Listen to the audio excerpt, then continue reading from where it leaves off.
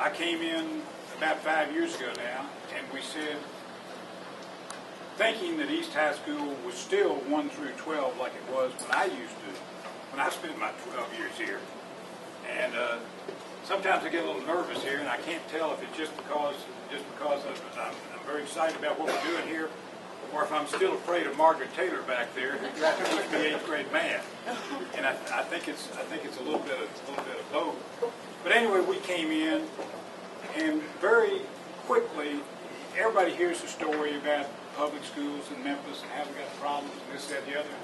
So I spent some time over here, and it didn't take me long to figure out, yeah, we sure had some kids over here that needed to be working harder and this and that and the other, but we also had an extraordinary group of top students, you know, in the top 10% or so of our junior and senior classes. And then we said, well, and a lot of these kids need to have a job, and a lot of them maybe in the afternoon are working over here across the street at the Crystal or doing something. We said, what if we instead got a group of these top students together and made them a deal where we paid them a reasonable amount of money, $8 or $10 an hour, to come in and sacrifice their afternoons to work with the younger kids as tutors. And so how many, could I get everybody to raise their hand who is a tutor? And so then, you see, then Chrissy, then, where's Courtney Richardson? Courtney, come on up here, my friend. And my right hand man, Courtney, along with, where's his little buddy, Malcolm?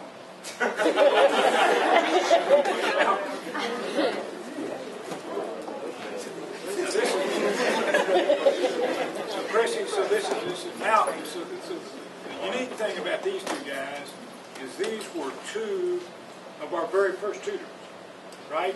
Starting how many years ago? So I was checking on their background a little bit before we signed them on as tutors, and Margaret said, well, I've known Courtney's family forever, and his mom taught with Margaret at Grandwood. Am I right about that? Okay. Yeah, that's true. Student teacher at Grandwood. I said, she said, well, I'll vouch for Courtney. He's going to be just fine. I said, well, that's really good. I said, tell me a little bit about Malcolm. What is it we know about Malcolm? So I was talking to the gentleman who was the principal at that time. He said, well, let me tell you something about Malcolm. Malcolm is a wonderful young man, and his mother's a really nice lady, and we've never had but one speck of trouble out of Malcolm the whole time he was here at East High School. I said, well, that's good. I said, well, let's get to the bad news. You said you did have one speck of trouble with Malcolm. And he said, yes, we did, Mr. Mcvean. I said, well, tell me what happened. He said, well, you see, one afternoon somebody stole Malcolm's radio out of his car. And I said, well, you can't blame that on Malcolm, can you? He said, no, but that wasn't exactly the problem. You see, Malcolm caught it. But we're proud of this. And so then what we learned, Chrissy, is the top end,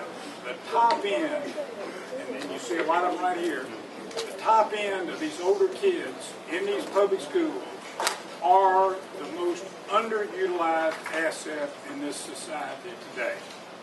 And so we use them to work with the younger kids. And see, the problem we have in the Memphis public schools, and we all know this, and so I'm going to address it here very briefly, Wendy. It's basically called social passing. And what we do is we bring some kids into the first grade, and then we pass a few that shouldn't really be passed, and then we do the same thing in the second grade and the third. And the problem is, by the time they get to the bust-out year, which is 9th grade out, you have classes of kids who are not really all 9th graders.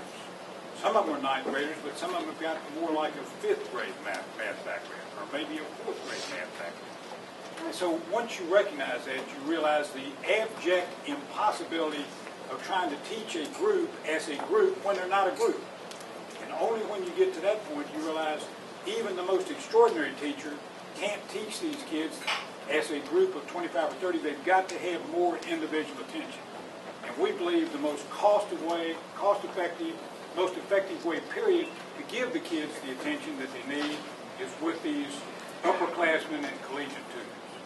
Then the other thing we know from all being kids is there's no influence on a younger kid than what the older kids are doing.